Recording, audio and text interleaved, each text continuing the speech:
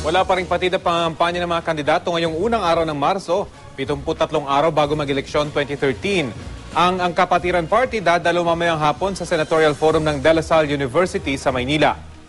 Sa Marikina naman nangangampanya kaninang umaga si Brother Eddie Villanueva ng Bangon Pilipinas. Ang mga pambato ng Democratic Party of the Philippines mag-iikot sa Quiapo at iba pang bahagi ng Maynila.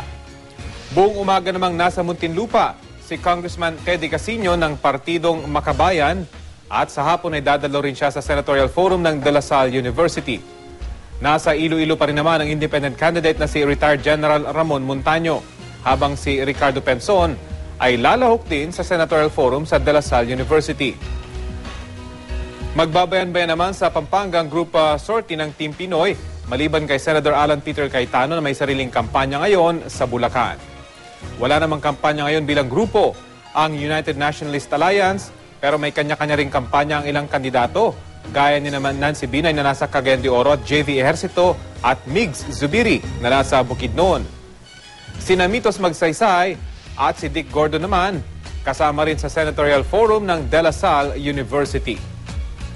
Wala namang nakaschedule na kampanya ngayong araw ang iba pang mga kandidato.